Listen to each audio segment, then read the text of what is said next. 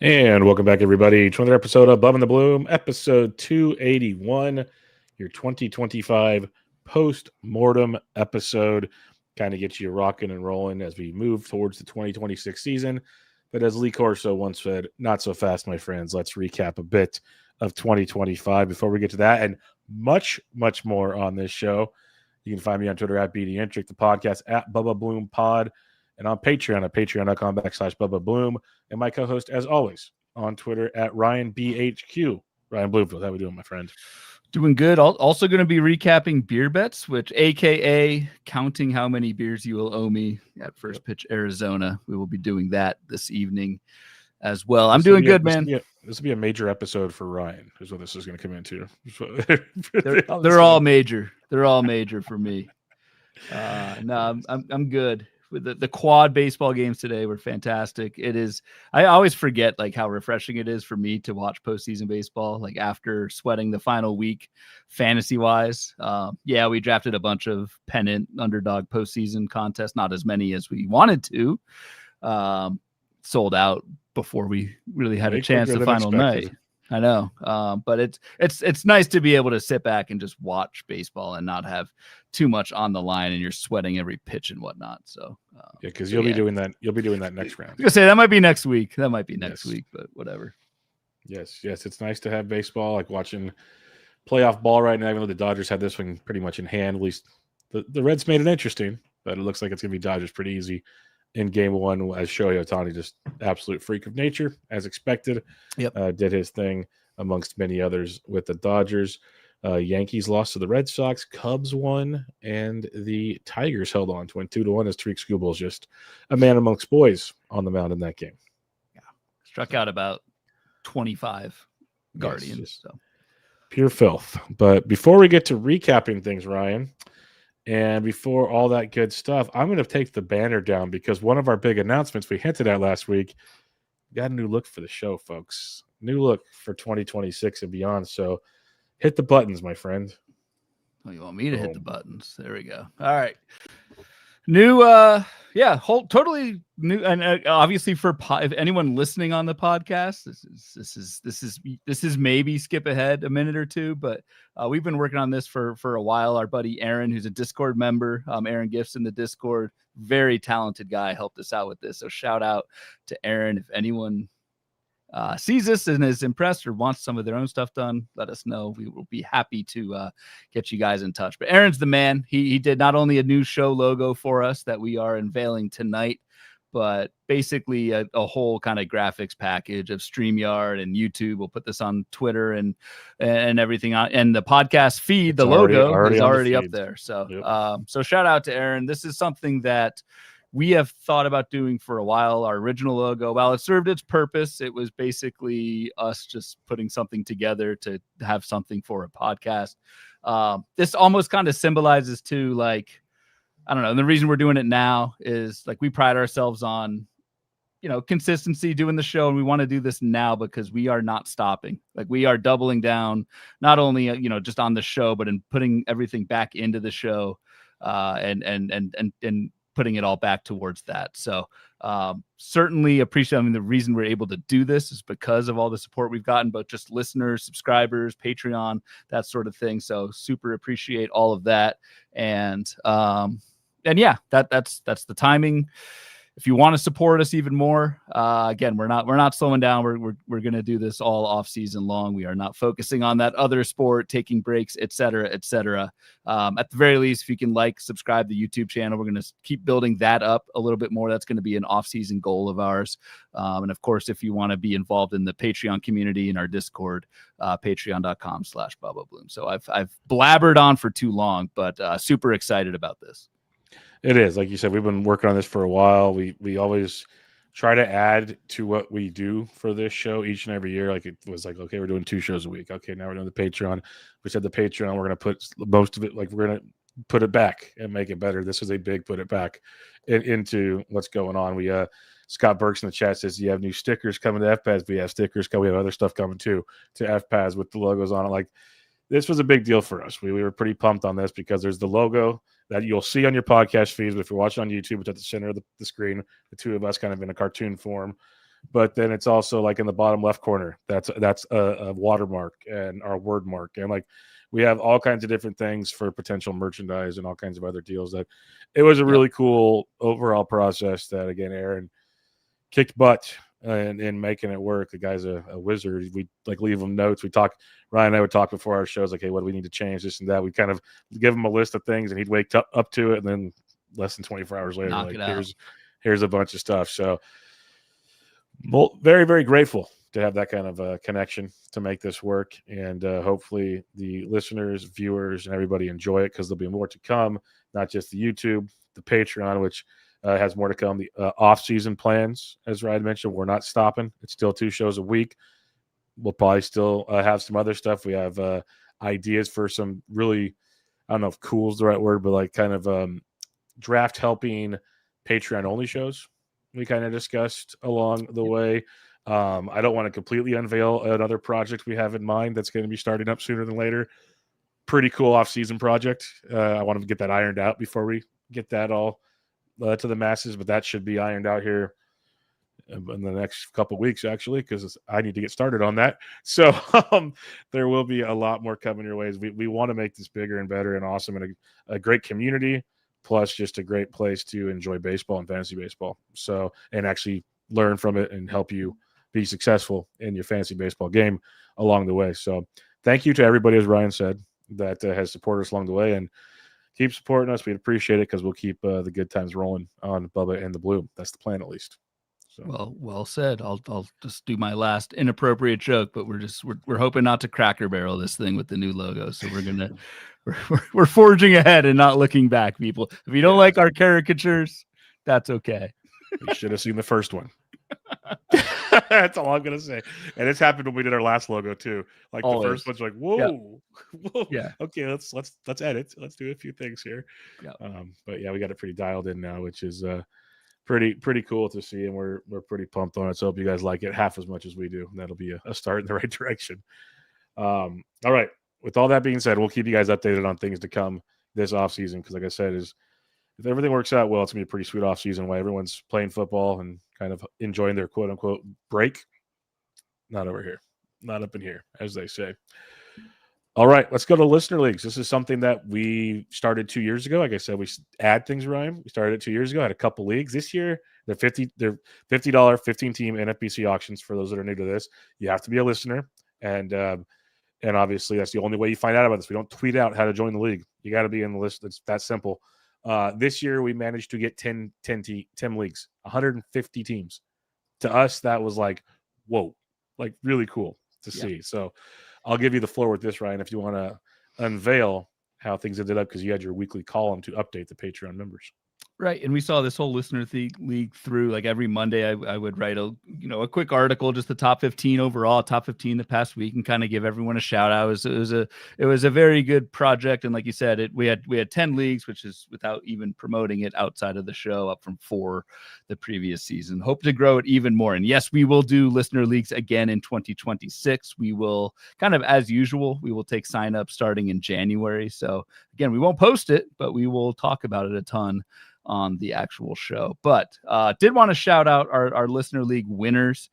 The overall winner was Jason Weir, who I did not realize this. I knew it was the entire second half he had the lead. Jason Weir held the overall lead out of 150 teams for all but 1 week of the season, and that was the first week.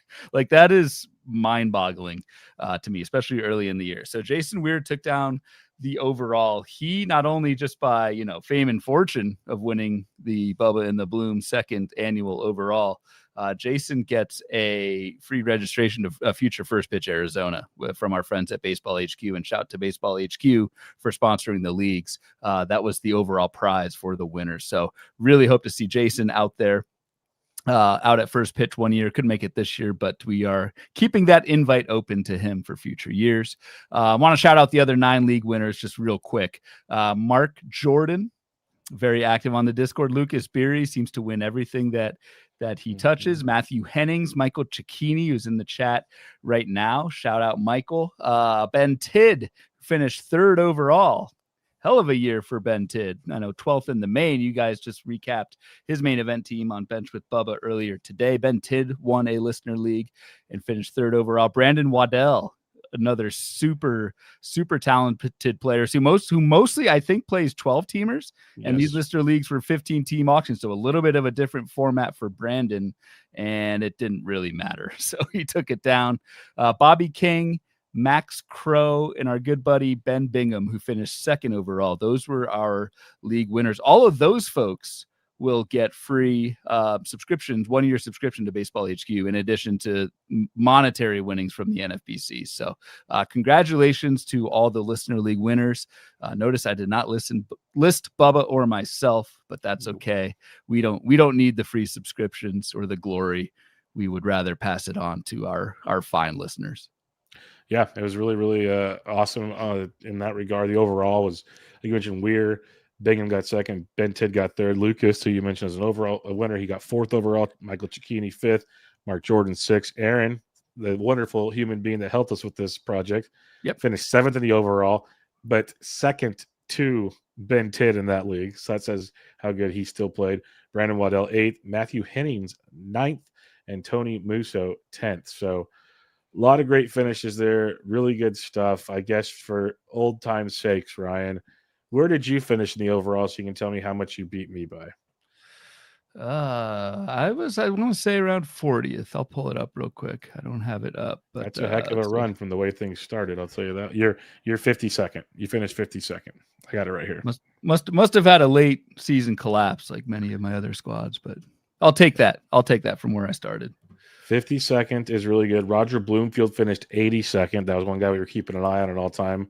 Martin Sokolsky's 80th, and he was battling from the bottom for a while, so that's impressive. Your write-ups mentioned how he finished really strong.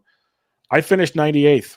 Yes, 98th. Not last. Double digits out of 150. Hey, man, that's like, that's not horrible. Obviously, you want better, but the way the season started, that one was a grind. I finished 9th in the league, and it looked like there was no chance of finishing better than 13th for a long time there. So we grind on that one. So not my best showing, but yes, you moved up to 52nd, and Papa Bloom beat me as well. So I'll have to probably buy him a beer as well. See where that goes. Anything else on the listener leagues? Again, big accomplishment. Hope to make it even bigger and better this upcoming season. Agreed. We'll run it back, tune back in January, and obviously shows in between then. But that's when we will announce the listener leagues and how to sign up. So we will definitely run it back bigger and better in 26. All right, then this gets into the post-mortem / maybe victory laps, depends on how things went around here. We'll kind of give the rundown, accountability of what took place in our formats, and go over a couple of our teams, kind of what we thought overall. So I'll give Ryan the floor. Ryan had a really, really good year this year. So the floor is yours, Bloom. Where would you like to go with this? Yeah, I don't know. I don't want to. You know me. I'm very self-deprecating, so this is uncomfortable for me. But had a really good year. It's actually funny. I had I was in 5 draft and holds, and that was my strongest thing. It was first 3 seconds and then a 4th place in draft and holds. So I definitely want to go back and look at those. I have not done that kind of a deep dive on those 5 draft and holds, but I want to see what I did right there and kind of keep that formula going.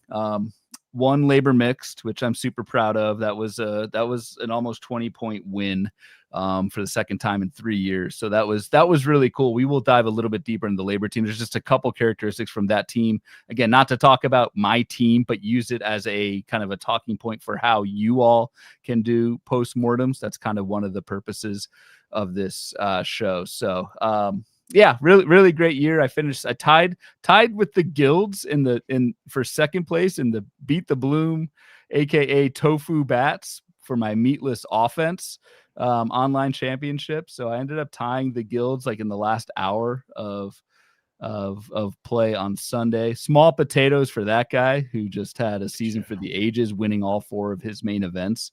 I'm sure was not even tracking the Beat the Bloom league, but tied for second in that. So that was cool to at least get something back from there. So definitely had some duds. I was in last place in our Vegas listener league for pretty much the entire season until the last weekend. I crawled way up to 11th out of 12. So we'll talk about that squad as well. So definitely some misses, but I think overall, and trust me, I've had plenty of bad years. This one feels pretty good. So yeah, that's how it ended up for me. Yeah, for me, it was a very frustrating year. Monetarily, not great. Cashed in 2 leagues. So, or one league, I lost. That's right. I got knocked out of the OLAC on the last day. So that was good. My DC sucked. That's where I cashed. I had 1 third place DC team that was second for a while. Got into third. Most of those finished poorly. My NFBC 50s had like a third and a fifth. So that summarizes where I'm going with my fab. My main fab leagues, I finished, I think, 6th in tout or something, 6th or 7th, wherever, like right behind you. But yep, same. Yep. My fab leagues, this is where it's frustrating. One of my OCs, I finished 6th. My beat Bubba OC, we'll talk about later, finished 4th. Drafted that in February. Standalone league finished 5th. Vegas league finished 4th. Listener league 9th, and then the OLAC 4th. So just on the cusp of doing anything worth a damn in all of those leagues.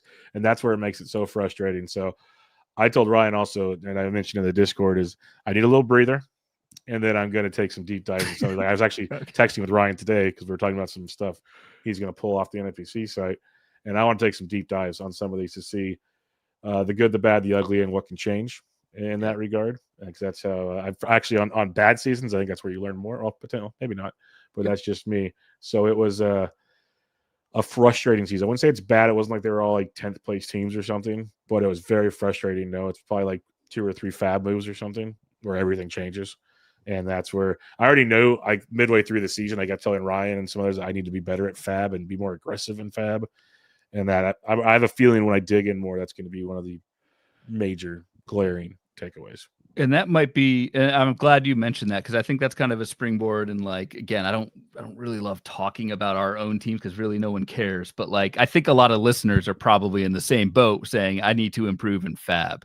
And it's just interesting. Like you can go back and look at, and I recommend you do. I'm actually going to do a tutorial for the Patreon I'm going to pull up the NFBC page and see exactly how to pull all this data. And so you can kind of do your own postmortems if you follow along. I think it's important not to just say, oh, I need to get better in fab leagues. It's to kind of drill down, and you're going to do this once you get there, drill down. And is it did I just pick the wrong players? Was the process okay? Did I spend triple digits on way too many guys and that didn't work? Like, do I need to do something with my, it's going to sound morbid, with my life, with my like process? Like, do I need to carve out 2 hours on a Friday night or something and start fab, or, that sort of thing. Those are all on the table when you're kind of doing these postmortems. And I recommend doing it now, because in a few months, you're going to forget once projections come out and stuff like that. All eyes are going to be on 2026 and you're going to want to draft. This is the time to do that now. And it's just important how you do it, because it's key not to overreact to something. Like, you can have good years, you can have bad years, you can be good in fab 1 year or even lead the league. So just kind of look for kind of process wise, or just how you spent your money, those types of kind of larger scale issues, as opposed to, did I pick Nick Kurtz or Jack Caglione? Like, obviously that has a very big difference, but I don't know, is there much of a lesson to learn exactly for that? Maybe there is, but I'm just kind of throwing that example out there as what to do and maybe what not to do when you're going back looking at your teams. I just know, like, going back, and obviously Kurtz is the easy one to look at, but there's so many guys that are at least helped out, especially in 12s. Like, why was I not more aggressive at all on most? Like, I've always been the guy that is very timid with my fab, and that needs to change. It feels like, as I do more soul searching on this one, is what it comes down to. So we're going to dig into a couple teams here, and I'll give Ryan the floor first. You want to check out your labor team that you ran away with, which is pretty awesome stuff indeed. So what do you have for this labor squad you wanted to discuss? All right, I'll pull it up here and I'll flip our scene. That looks pretty good. No, it doesn't. There we go. All right. Yeah, that looks better again. So a couple things on labor. And again, I'm not going to go pick my pick by pick through my teams or whatever. This one's interesting to me in terms of, I always harp on, I say this every year, we do entire episodes on ADP pockets. I always harp on the importance of the middle rounds in drafts, and labor to me this year is the quintessential example of that. So it may be hard to see my team, but I started with Lindor, Freeman, Teoscar, whatever. My 2 first pitchers were Devin Williams and Michael King. And I did not take another pitcher until Sonny Gray in the 8th round. And you kind of think on that and you're like, that's not a good start.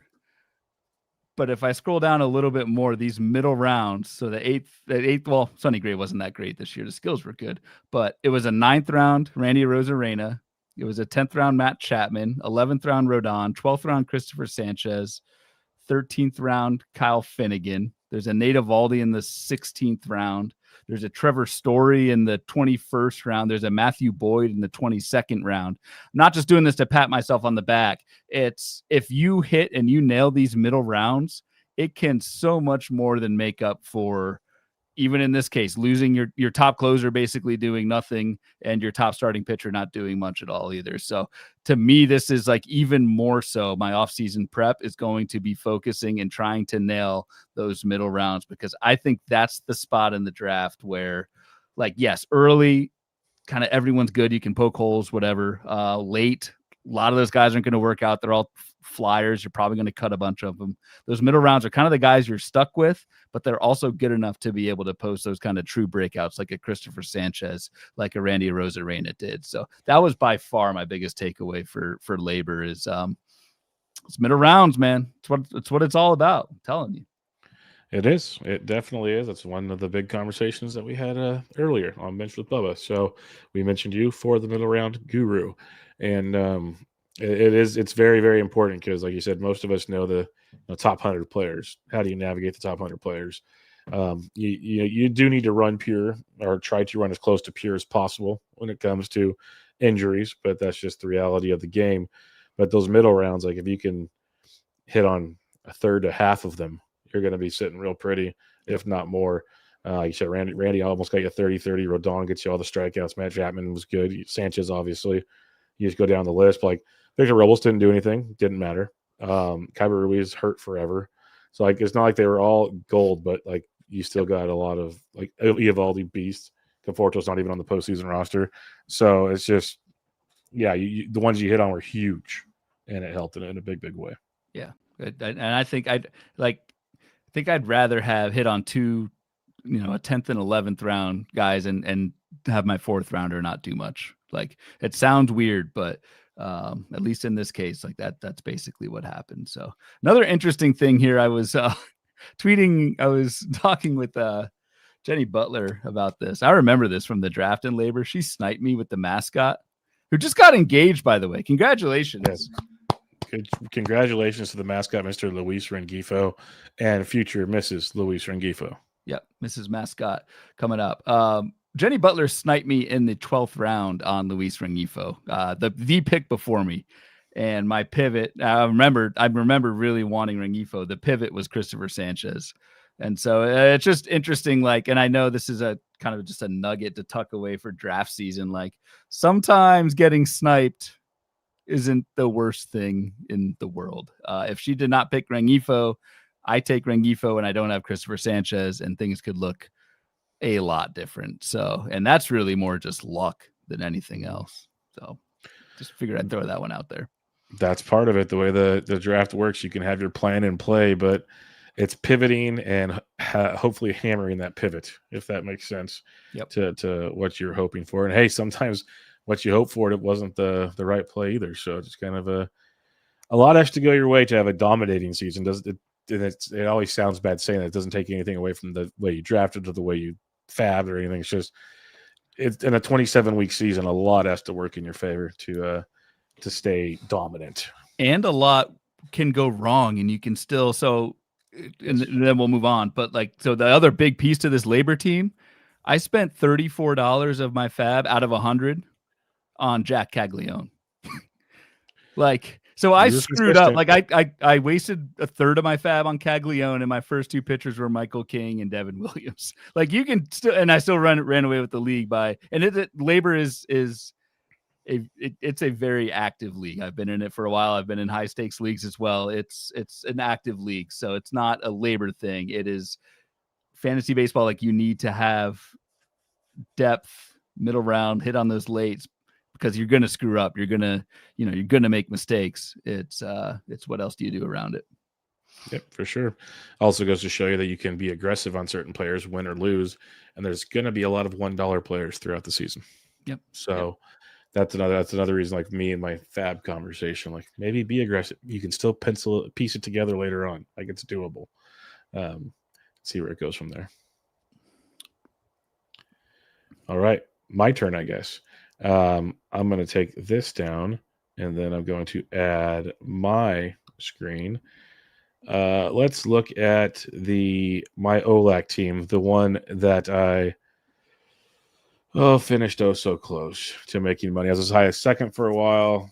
It's been second and fourth forever. But what I want to show you here is it's not like, this is actually a pretty bad auction if you look at the finished product. But what I guess it's more so what I need to work on improving, like and lessons learned in the 15s especially. So like catchers, Wilson Contreras, Tyler Contreras was awesome. There's no doubt about that. But Stevenson was hurt. He was pretty useless. Vinny P was great. Stott was fine. Tovar, whatever. Chapman, Shaw was garbage. He was gone. Swanson was great at that price. Like Soler, nothing. Dominguez was worthless most of the time. Doyle figured it out eventually. Randy was awesome for $10. That was great. Taylor Ward was great. Nimmo was pretty good. So hitting wise, whatever. A lot of things needed to change there. The reason, like, my pitching dominated my team. I think I had over 60, or for a long time I had over 60 pitching points. It might have been a little lower that by season's end.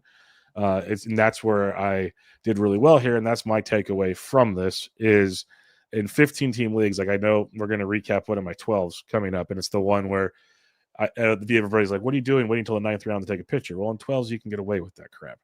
In a 15, this solidified me more than ever that I need to be focused on pitching, because even with Dylan Cease as my ace and Kodai Senga stinking, getting like Tanner Bybee. But Iglesias, Finnegan, but Rodon was huge. That was a big target of mine all preseason. Eovaldi for $4, Lodolo. But then where I really wanted to go with this is, as I pull up another screen, we're going to really multitask here, Ryan. I mean, you kind of did, while you pull that up, you kind of did the middle round thing as well. It's just in auction form. You took your Rosarena, who I took in labor. Your $3, $4, $5 pitchers were Olsen, Eovaldi, and I already forget the $5 guy, but I had Rodon for 10. You had Rodon for 10. So it's kind of a similar type theme, just in an auction. But what also helps is in the late rounds, we talk about the snake part as like you can focus on. Some people like to take chances, but that's where I got Chris Bassett, who was great for like the first half of the season. Like that, for not spending $1, awesome. Lucas Giolito turned out to be great. Zach Lytle had his moments, and that is what it is. But also the Caleb Durbin pick is the one I was looking at that kind of helped me a lot in my other holes, if that made sense. So I was fabbing hitting a lot, which again I went into going, okay, I can find hitting in 15s, more so in 12s. But this is more of a lessons learned part for me, because I kept fabbing hitting, and that's what got me back into monetary contention. Didn't quite get there in the end, but I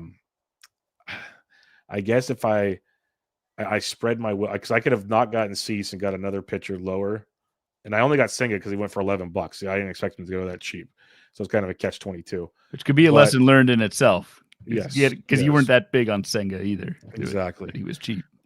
But I think it comes down to I need to be more focused on those good floor hitters to go with my, I guess, it's not an aggressive pitching approach, but it was a high strikeout, good floor pitching approach is kind of where I was leaning in that department.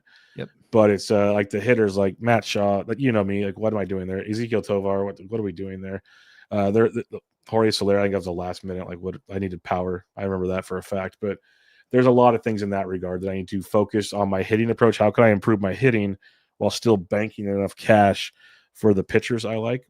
And it's only my second year doing auctions, so I'm actually pretty happy with the way it all ended. And I usually don't do well in 15s, and the fact that I was hanging around in there made me kind of happy in the end. It was just frustrating to lose out on the cash in the end. But I guess I also wanted to show that you can build a pretty crappy team. Like on paper, if I looked at that like I'm looking at that roster right now, I'm going, how did that finish in the chance to catch? Is the truth of it. And I'm not going to pull up my roster now. That'll be something I'll do later to kind of look at how I fabbed things along the way. But I guess it's a good point that you can build your team and still make, I guess, the right moves to make it work. But that pitching floor is important in a 15, and that's what I took away from this. I think that's a very good takeaway, and it's not just player centric. Like, why did I take Cease instead of this guy? Like, I don't know if that's the right post-mortem you want to do. And exactly. I think that 12 versus 15 is a good takeaway and learning experience for you for sure. It's just 15s aren't my style. So yes. Speaking of not my style, I mean, that'll segue into, and you were in this league with me.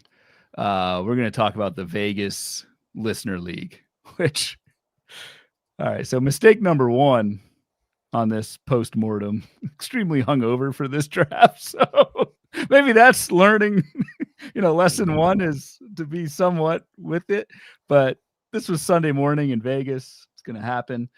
We drafted right next to each other. This might've been my other problem. This will be a joke, but we were drafting right next to each other at the wheel, 11 and 12. And I was just trying to piss you off and take your guys. And I think that's why I finished in, yeah. As you seen how the rest of my leagues went, that's what your problem was.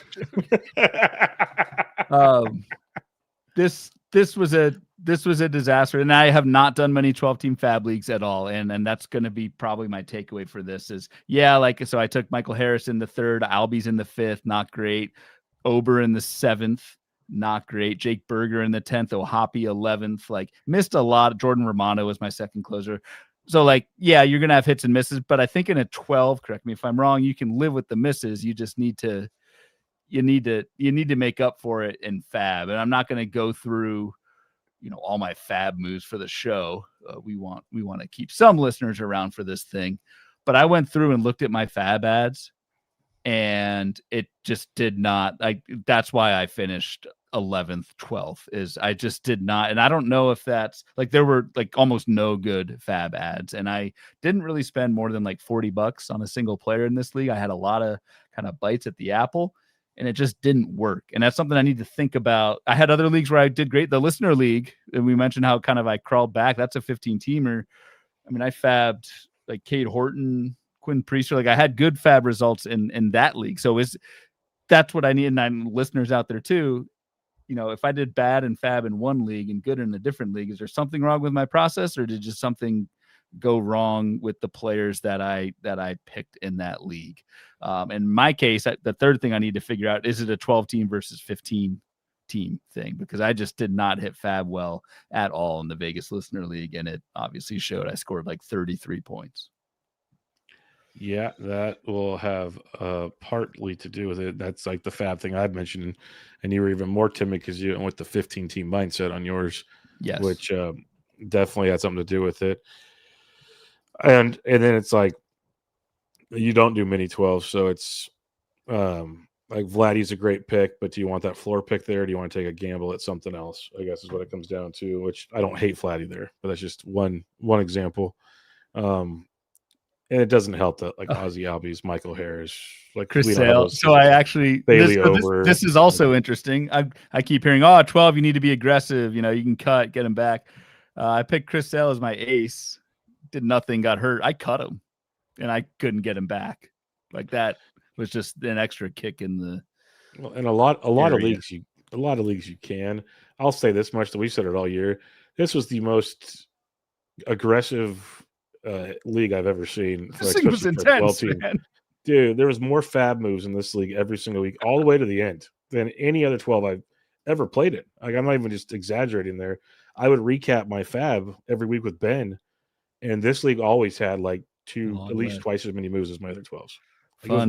Fun ass league that we're going to run back next year. Shout out to Scott Slezak, who finished himself a year. Finished second in the main event overall, but more importantly, also won the Vegas Listener League. First annual. the first annual. No one will ever take that away from Scott. Yeah. So congrats. And he came back because that was one of those. Our buddy Wanik was winning for quite a while. Yeah. Waddell was up there for a bit, and Slezak is like the three of them fighting it out. I finished fourth because I'm just hanging out like 10 points behind those three, just duking it out up top. There was no chance to even get them close to getting in there. So, yeah, there he is. It's crazy. Scott's in there, so it's a great honor. Michael Cicchini says, I've historically played 12s, adjusted my 15-team approach, and did better there, but crossed my wires and was too safe in 12. The balance is tricky, in my opinion. Agreed, especially when you're playing both formats at the same time, trying to flip your brain literally from league to league every Sunday. So good point. Yep, it changes quite a bit. And I'm not going to go back to my OLAC, but now I know why it finished so well. Look at the team that finished the season compared to now. I fabbed really well there, and I wonder if it's because I used my 12-team mindset. And it worked. I don't know, but I have a ton of players that make sense to why that team turned out much better than it was when all things were said and done in that OLAC. All right. For my last one, I want to bring up my Beat Bubba OC, which was, I believe, the first one. Done. That was the week before mine. In February. So this one was interesting. We live streamed it, and I was the 11th pick, and I left this draft pretty pumped.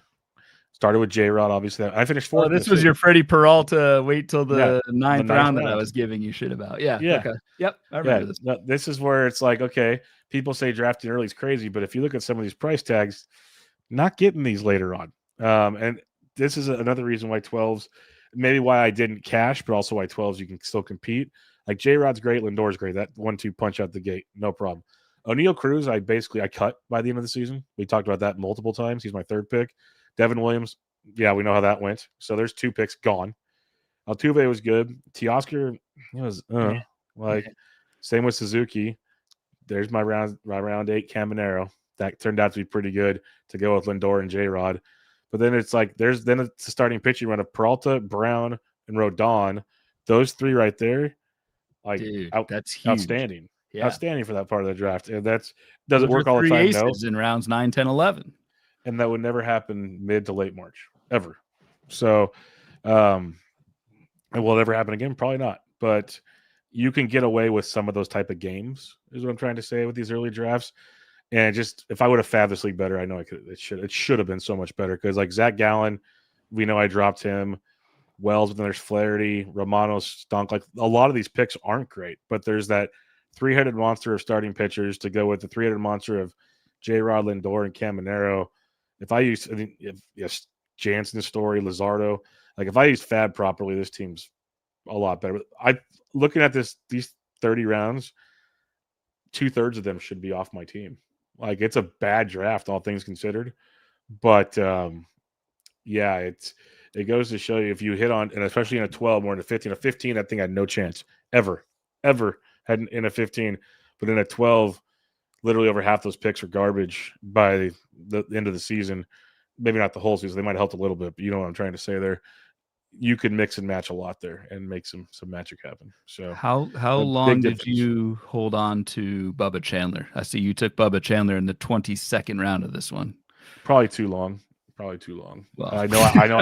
That's for Bubba Chandler. 1 week was too long for him. Yeah, I know. I kept most of my 12s. I think I kept them until the All-Star break. My 15s that I had them, I kept them. I only had them like in 115. And I'm sure you dropped. This is a frustrating part, but also something to figure out for postmortem. Like, you drafted, your next pick was an awesome pick, was Andrew Vaughn, but I'm sure you did not have Andrew Vaughn on your team when he was good. Andrew Vaughn. He was gone. That's for sure. There's Max Muncy from the Dodgers. He wasn't around. You can just go down the list of pitchers here. Not good, Bob, is the way.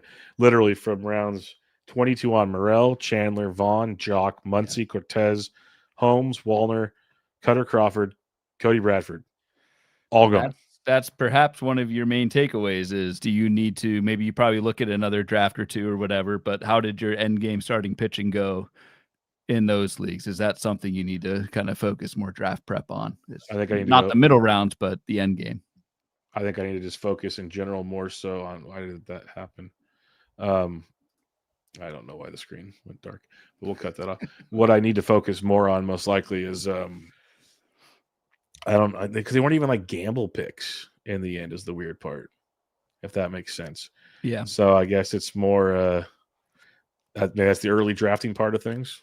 Is how that came out to play, or maybe go a little bit of a 15 teaming approach and only take a couple chances late. I don't know. That's an end game thing, because obviously if any of those picks hit, that helps me out. But also if I fab better, that helps me out also. So it's kind of a catch-22 there. But it just goes to show you in a 12, having 3 aces. I didn't even have a good closer. I had Romano and Williams, and that got pieced together. Yeah. And then the 3 hitters in J-Rod, Caminero, and Lindor gets me floating to build around that. But to take the jump, I probably needed to draft better, yes. Yeah. But I hear you. yeah. I mean, we can always draft better, but I think, again, I just think like, just look across for you all doing your own teams. If you have enough teams, if you're like us, and that's not a problem.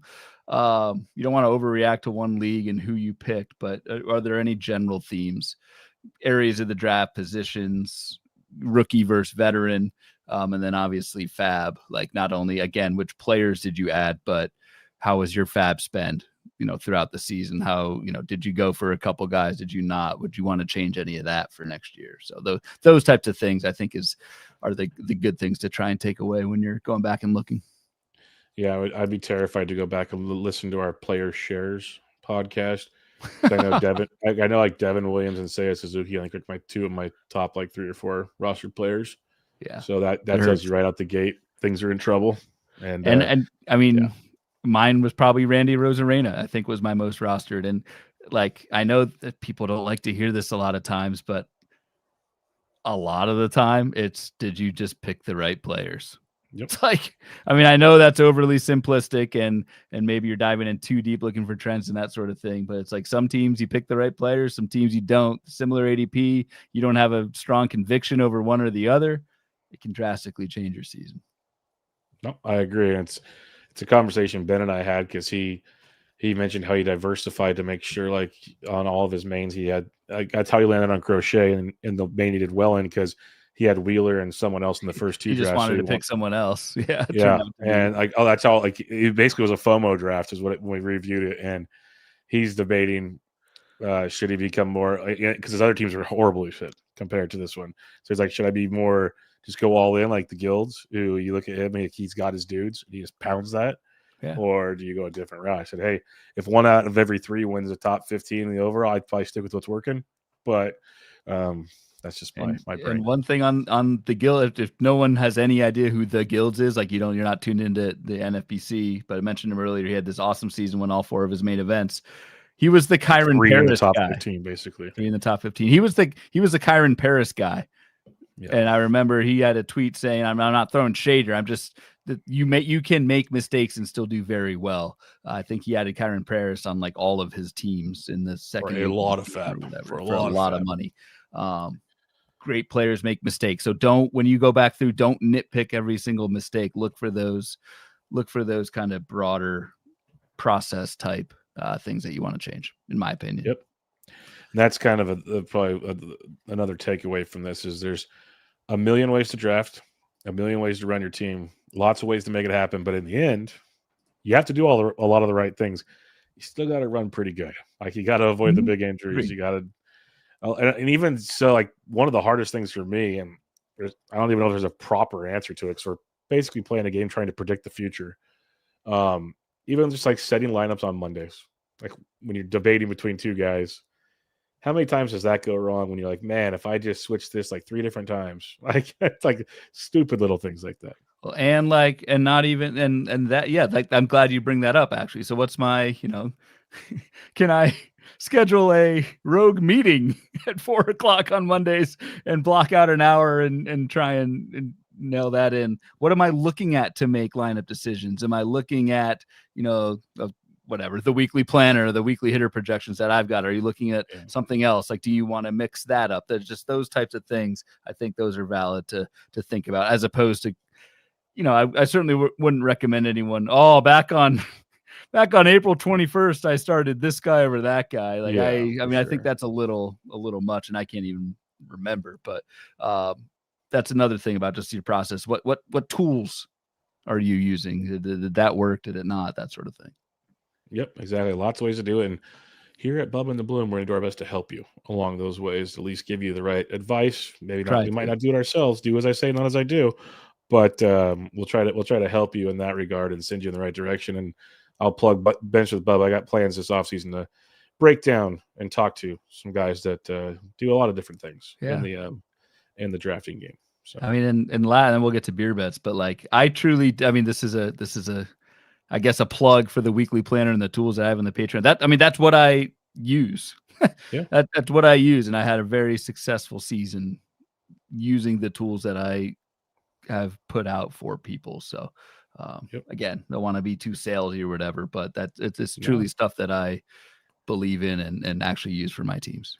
Yep, I use the planner all the time. The pitching thing we had all season, that helped me a ton to stream pitchers. Like there's a lot to it. And the hitting thing towards the end of the season was a nice add as well. So yes, indeed. All right, let's get to it. Line them up. Let me know. Line them up, quite literally. How many drinks am I buying you at Dobson Ranch this year? Line them up. All right, so beer bets for any newer listeners to the show. We didn't do that many in-season beer bets, so it's been a little while. But Ryan was scared. He wanted to keep his lead. He didn't want to try to. Yeah, I wanted to play defense. There. Four corners it on you. But basically, beer bets are our way when we get into arguments on preseason shows and that sort of thing. Not arguments, but disagreements on players, which we often do. We'll propose a beer bet. And I write them all down. I've got a Google Doc here, and at the end of the season, we revisit this. And every win is a beer or high noon at first pitch, Arizona. So we had a bunch this season. Let's run back through and tally up who won. I don't think I'd run away. We'll see. First beer bet was on our shortstop preview episode. My Mookie Betts versus your Francisco Lindor. Side by side ADPs at the position in the late first round. But think you got that one on me. I'll put a tally on the Bubba side on that one as Lindor. Keeping score there on your keeping score on my legal pad. All right. Yep. Another 30-30 season for Lindor. So yeah, we can move on with that one. Seems pretty self-explanatory. Excellent season for Lindor. In my defense, was made before Mookie Betts had some kind of crazy illness and lost 20 pounds, but I probably would have lost anyway. Lindor. You would have made that bet anyways. You're always a Mookie Betts guy. He's an old. I like him. All right, my turn. This is by far my favorite one. Your Mason Wynn, who I was on a complete island. Everyone loved Mason Wynn. I'm going to steal 40 bases before the season. Mason Wynn, 3% barrel rate. Mason Wynn. All right, I'll stop against my Bo Bichette, who, I'll just stop. You win. We'll leave it there. You win. Mason Wynn's having surgery. Like we don't have to talk about this. Don't beat the man. He's already down. He's dead already. Hey, and I actually like Mason Wynn a lot now, especially after the season. Good on him. But I'm still in for next year. But yes. Time for my embarrassment is this is kind of I might not even, this may be withdrawal. Let's see what you think. Your Spencer Schwellenbach against my Aaron Nola. How many innings did Schwellenbach even pitch? I'm going to look it up right now because did we make a rule on that? I think it's pretty clear. He had 110 innings. 110 innings. Okay. No, that's more than 17 I thought. Starts. No, that counts. Yeah. Schwelly got you good on that one. Yeah. I don't know what I was thinking, drinking, whatever on that one. But yeah, Aaron Nola versus Schwellenbach. You got me. Yep. Got you good on that one. Next one, I'm going to have to actually pull up the player rater. So so far, I probably should have said this. These are, as Joe says, NA. I think anyone would have beat Aaron Nola. You could have picked Air. And yes, Aaron Nola was a net negative to teams. Yandy Diaz against your Andrew Vaughn. That got a lot closer, I think we thought, by the end of that season. I thought I had crushed you because Andrew Vaughn was in the minors. Pretty sure you still got me, though. I still think I have you, but let's Fangraphs player rater for anybody curious. Yeah, Fangraphs player rater. Yeah, has Yandy Diaz the number 9 first baseman. Yeah, you got hit 300 with 20. Jesus, 300 with 25 home runs. I did not know it was that good of a season for. Hey, Andrew Vaughn's 41st. for Yandy Diaz. And yeah, Andrew Vaughn's off the page. All right. I'll take it. Yep. What are we at? Yeah. 2-2? 2-2. Yandy's one of those guys where I think I need to start just getting my bias out of the way and accepting who he is. Yeah, I don't know. I mean, we have time for deeper dives, but I feel like he kind of ran pure, but we'll see. He did. Ballpark does not hurt. Yeah. Oh God. Actually, this is close. Michael Harris, of course, versus Wyatt Langford. This is really close. Presumably, Langford did go 2020 though. Langford did go 2020. Neither one of them are on the first. Oh, that's the second page. 20 oblique injuries and 20 homers, or 20 homers, 20 steals for Langford. You can stop with that now. What do we have here? Oh man, this is getting rough. Okay, they're not that far down, are they? Oh yeah. What are you doing? All right, so Harris is outfielder 35 on the player rater. Then you might have won. And Langford is outfielder 37. How did that happen? How? Wow. Unbelievable. I call it they're recount. 30 cents off. Let's go to Razzball. Yeah. That's a tie. Let's see if I'm not doing 30 cents difference. That's not a tie. That's crazy. That's probably the last weekend where he had like 3 home runs for you. Michael Harris. When you said thanks for helping me, he helped you. Well, he helped teams against me. Wow. On the Razzball player rater, Michael Harris is 130 overall. Wyatt Langford is 131. I think we can shake hands on that one. Yeah, we're good. We're going to call that one null and void. Damn it. I thought I had that one. Yeah, it was a heck of a comeback. Because when we did these like at the All-Star break, you had no chance on that one. All right. So next is you got your Robbie Ray one? I'm waiting for this one. You're Garrett Mitchell. Oh God. Yeah, we'll give Ryan. Do I even need to say?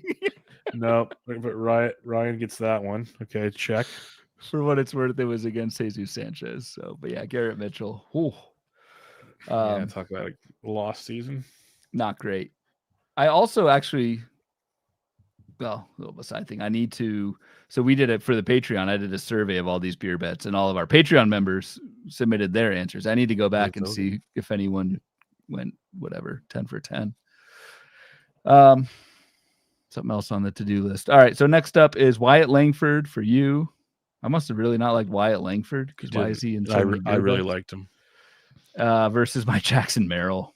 Yeah, should be me. Should be me. I mean, yes. I don't think Jackson Merrill.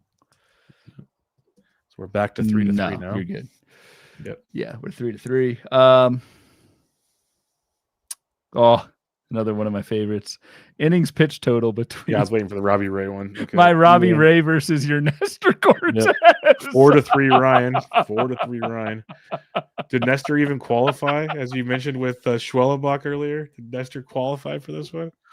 Did he come back? He came back. Oh yeah, he came back. I think our deal was they just had to pitch during the season. We made that. Well, no, this was 34 innings. We did so, but this was a pure innings pitch. Yeah, no. So I was joking. Yeah, 0 counts. You win. Man. All right. So in season, starting on May 1st, my JT Real Muto versus your Goose, Gustin Ramirez. I think I'm going to win this one. I think so. I don't know how we calculate since May 1. What was the date? May 1st. Okay, pull up JTR stats from May 1st, and we'll compare stats. I'll get Goose's from May 1st. Goose hit 227, which is not great, but he had 18 home runs, 15 stolen bases, 67 runs, and 62 RBIs. How'd you pull that up so quick? Game logs, Fangraphs, May 1st. Damn. I go to the splits tool. To change that process post-mortem. Yes, I do this for almost all my player stuff. All right. JTR hit 262, 10 homers, 4 steals. Yeah, I think I win. Why? What were homers and steals? 18 home runs, 15 steals. Yeah. How many runs and RBIs? I'll give it to you. Yeah. Runs and RBI was for JTR 48 and 44. Yeah, 67 runs, 62 RBIs. All right, I think we got good. that one. Yeah, the 40 points of batting average for JTR is not so much. not enough. No, not going to cut it. He needed to hit 342. Yeah. All right, so this isn't good. We have a random ass beer bet of a 2-step on the week of May 5th. Oh, you won that one by a scotch. I remember this. I remember we did this. Of Chicago White. This must have been a terrible episode of Chicago White Sox 2-steps. Yeah, Burke versus Smith, right? Which one did I have? Burke? Yeah, I picked Shane Smith and you picked Sean Burke. Watch, pull Burke. What was the week? Do you have the dates? Week of May 5th. Cinco de Mayo. So do yours. Go to the I game won by log. a lot, dude. I know. About? But I want to compare the numbers just for fun. Because I had 10 1/3 innings, 2 earned runs, 8 walks, and 4 strikeouts. All right, game log, and you type in the dates. 5-5 to 5-11. You could do the game there. 5-11. So you have your 2 starts. I don't know, man. Do you click on the dates? I'll get it. I'll get it for you. Just give me a second here. Slow. All right. Yeah, I had 11 innings, 12 strikeouts. Yeah. 2 earned runs. Yeah, I had 10 1/3, 2 earned runs, 8 walks, 4 Ks. So yeah, you got me in the strikeout department. And that was enough to win. Got so you're up all departments on that one. Yeah, you did. All right, next bet. Last one. We had 2 canceled bets, which we'll bring up. Starting June 1st, my Will Smith versus your Yainer Diaz at catcher. Lesson learned. Do not debate. What was the date on this one again? June 1st. June 1st. Fangraphs just got really slow all of a sudden. We looked at it before the show. Yeah, I won that one. So that's the final bet? It's final bet. Do you want to know the tally? What do we got? 10 total bets. It's 5-5. Oh, I thought you were going to mop the floor. Disappointing. I thought so too. What the hell? When we did the kind of update mid-season, you were smoking me. What were the 2 canceled bets? 2 canceled bets were innings pitched. I don't know why we canceled this. Innings pitched. My Evaldi versus your Brandon Woodruff. Oh, I think it's because if Woodruff makes it to opening day. That was our make it thing. to opening day. So, I mean, I kind of won that, but that's okay. No, you kind of didn't. The rules weren't. I was kidding. Kind of did. The last one was George Kirby. This was canceled. I don't know why. I guess Kirby started the year hurt. George Kirby versus Dylan Cease. My Kirby versus your Cease. Yeah, it's because he didn't start the year. But if you have the play raters stuff, I'm curious. Oh, Kirby crushed him, I think. Dylan Cease is 217 on the Razzball player rater, and George Kirby's 184. Kirby had a struggling second half after that injury. Kirby had a struggling first half too. At least first few starts off. It's moral of the story there. Both of them were not good. Yeah. I mean, Kirby was a little better, but it was canceled bet. I'm fine. 5-5. 5-5 when all things are said and done. All right. Scott Slezak says you both get a beer. I guess we both get 5 at first pitch, which shouldn't be a problem. It shouldn't be a problem. That'll happen pretty easily. I don't know what we're gonna do the next 3 nights, but that'll happen pretty easily. Like at Dobson Ranch. Yeah, this won't even be at the hotel bar. This will be off site. This will be when we order the buckets for the cart at the first tee. With what's her name? We'll move on. All right. Listener questions. Let's see if you have any more post-mortem to discuss. No, we can damn, I'm disappointed. I thought I had you. I was looking forward to seeing you just destroy me on this one, but apparently not. All right. Got some listener questions, and I'm going to preface this. Some of these questions need a lot more research. This is way too soon post-mortem to give these answers. So I'm just going to preface that right out the gate here. Ben Bingham says, are there any guys who burned you this year that you'll be back in on it next year?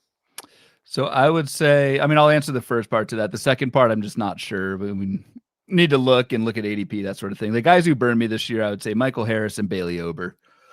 And I don't know what the lessons, especially with Ober, I don't know, how could I have thought that he would be pitching with a hip injury and velocity would be down a couple ticks. Like, I'm not saying that's the only reason Ober was this bad, but certainly was one of my, like, any league where you took Bailey Ober, those ratios were just brutal because you were starting Bailey Ober for way too long. Like, it wasn't just an injury type deal. So yeah, I'll say Bailey Ober and Michael Harris, who did turn things around at the end. So maybe that wasn't the worst pick in the world.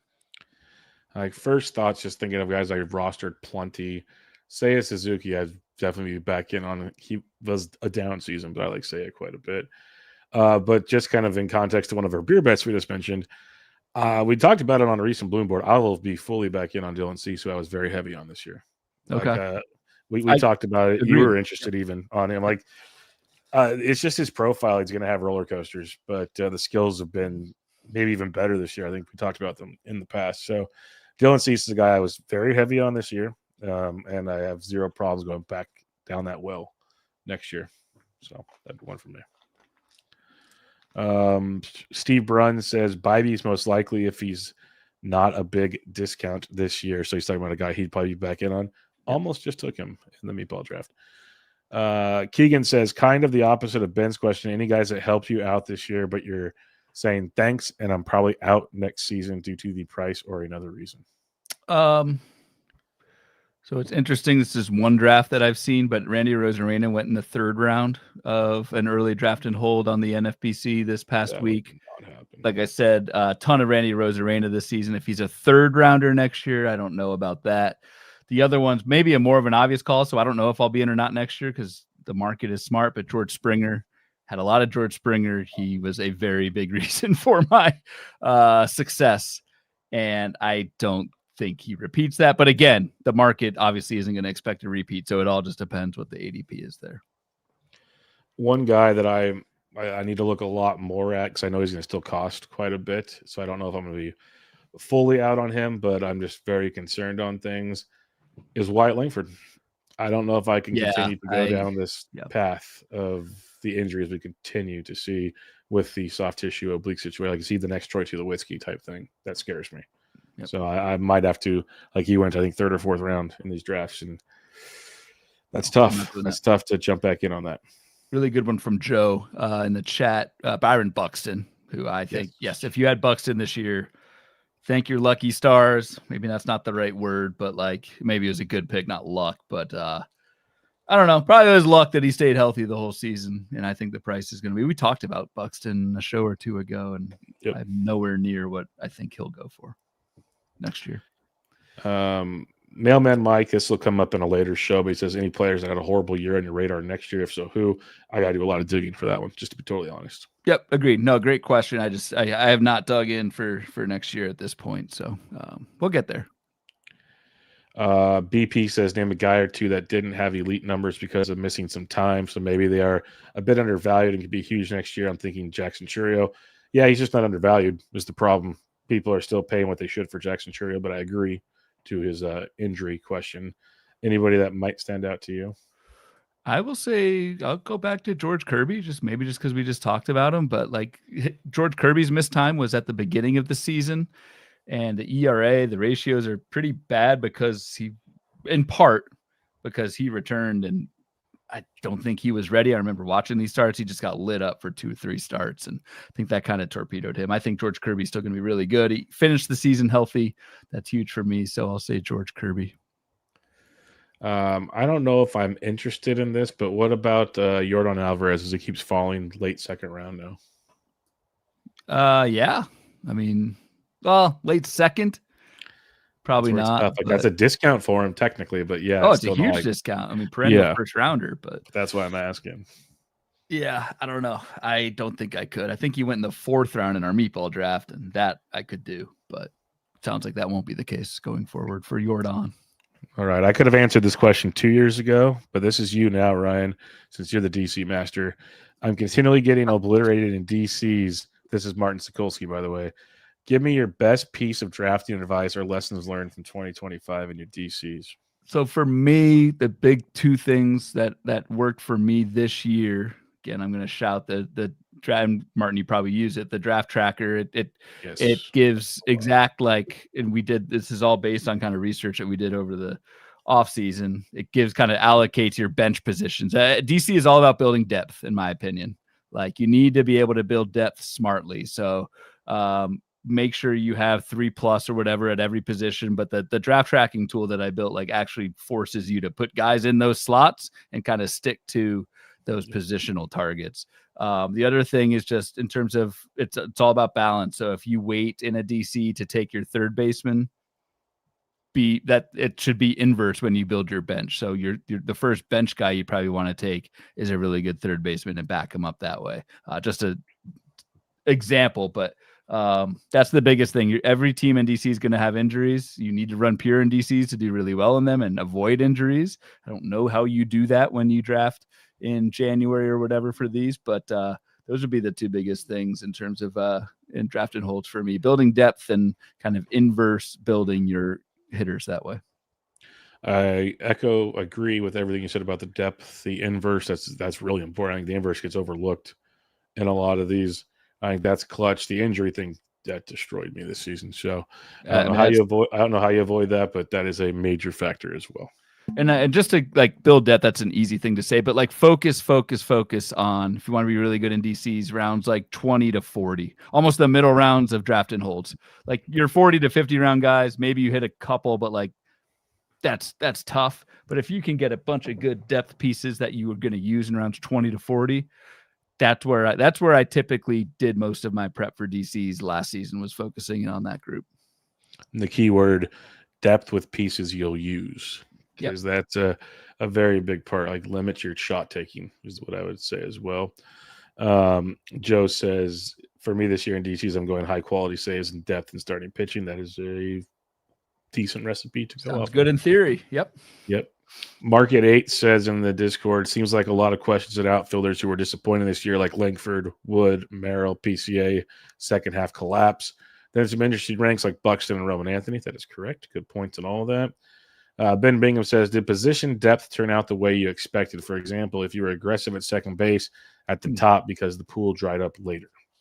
Yeah, we'll certainly have a very good recaps, answer on that once we get through our positional recaps, which we'll probably start. I don't know when we started them last year, but I'm assuming we'll probably start them pretty soon, where we will go back through. So I don't really know for now. I do remember drafting the meatball at second base was still very terrible. Yes. So I don't know, but they were also good second baseman late. So TBD on that one, Ben, once we get to our positional recaps. A few weeks away. Smokey Joe says, obviously haven't done any numbers, but it felt like batting average only has fewer top guys and batting average guys. Arise, Kwon, Altuve, Jung-Hoo Lee, to an extent, didn't pan out. Are we thinking more about batting average next year, especially in the early rounds? Yes and no. Like, I try not to base all my stuff on batting average, but you can't ignore it, I guess, is the best way I can say it. Yeah, agreed. And I mean, even from the get-go, I don't like those true elite, like the Arise, Kwon, even like Jacob Wilson, I won't be in on next year. I'm more focusing on like the 260, 270 projected batting average that actually do other things. But I think I saw Trey Turner won the NL batting crown with the lowest batting average in I don't know how many years, but would need to do a little bit of a deeper dive on batting average as a whole. But seems to be going down again. Moose says, any trends in roster construction between your auction teams and your snake draft teams? To be determined on that one, but I kind of tried to explain with my auction versus redraft, at least in one format. Yeah. No, I only did one auction, so I don't really know on that one. So I hope to do more than one auction. Oh, Martin Sokolsky, you're the best. He says, this one's for Bubba, 66. And this is in all caps now, spelled out, 66. That's how many stolen bases the Giants had in 2025. Was stop sign Bob leaving SF, how much more should we expect them to run? I do know that personnel is a factor, but still, I expect them to run a lot more. I have a feeling Posey wants to institute that. I would be shocked if they're not at least closer to what they used to be with Kapler in town. Smokey Joe said, he's done with someone else. And then Ross says, when evaluating lessons learned, how do you avoid small sample bias, i.e. focus on reliable process-based decision-making improvements versus making next year's strategic decisions based on what happened to a few of your key players this season. That is a very key point to this whole process. Yeah, Ross, I thought gave a very good answer to his own question, if that makes sense. Is I don't think you want to focus on a few key players and use your takeaways that way. I think you want to look at more the process-based decision-making process that you use. And yeah, you can look at positions and rookie versus veteran, stuff like that. I've kind of all already said this, but I think it's a great question.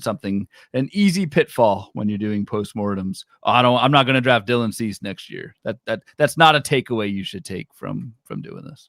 Exactly. And it's why I tried to explain probably the wrong way with the wrong words or whatnot with even the auction. It's like, or even at the beat Bubba OC, I'm like, yeah, this team was horrible, but the fact I hit on these parts you can build with, if that makes sense. So it's not like, obviously it shows me also to do different things in drafts at the same time. So it's not a tear it all down situation, but you can look at the good, the bads, and the ugly and try to see where to improve, I guess, is the best way to go about that. There's always ways to improve unless you're just the beast that does it every single year, which no one's that. There's really good ones that do a lot of it every year. Don't get me wrong, but no one wins like the overall every single season. And if you did that every year, then you could probably sit back and go, I figured it out. But no one's done that. Keegan in the chat says, I won my first DC I'd ever done this year. Between rounds 20 to 40, I hit on Buxton, Clay Holmes, Hoffman, Kirk, Soderstrom, Edward Cabrera, Augustin Ramirez, and Quinn Priester. Kind of chalked it up to that is a phenomenal set of mid-round. That goes to Ryan's point of usable mid-round pieces. That is phenomenal right there. Yeah, that's like that theory on steroids. That's well done, Keegan. That's awesome. Congratulations on the win, for sure. Yes, congratulations indeed. And with that, Ryan, postmortem in the books. Final thoughts before we got the Bubba and the Bloomies second annual on Thursday night. Great. Quick final thought is this is a famous quote from, I'm going to say Frank Beamer, but it probably existed before. Frank Beamer always said, Virginia Tech head coach, so I'm biased here. He always said it's never as good as it seems and it's never as bad as it seems. I think that's like, if you had a great season like I did this year, don't get too high on your horse and, think you're the greatest player in the world or whatever. There's just as good a chance that I'm going to have a bad season next year. Flip side with you, Bubba. You've had great seasons before. It just didn't break your way in a lot of leagues this season, but it's never as good as it seems, never as bad as it seems. If you had a bad year this year, don't let that get you down. Don't overreact to it too much. Just kind of stick to your process and prove where you can, but don't react too much to how good or bad of a year you had this season, because it can all change again in 2026. So very true. And that's why I'm not really that, I'm more frustrated than mad, I guess is the way it comes down to, because I know it's close. I know most people don't care about that. Most people don't care. They just want to hear it with a monetary number, but it's a grind and they're not always going to be great. So it's just the way it is. But we'll be in Arizona. We'll be in Vegas. We'll be drafting in between, and we'll have a lot more coming your way on the Patreon and on the podcast and all the good stuff there. So we'll sign off with that. Bubba and the Bloomies on Thursday. Make sure you follow Ryan on Twitter at RyanBHQ, the podcast at Bubba Bloom Pod, and on Patreon at patreon.com/Bubba Bloom. You can find me on Twitter at BDintric. Until next time, Bubba and the Bloom, episode 281. Catch y'all later.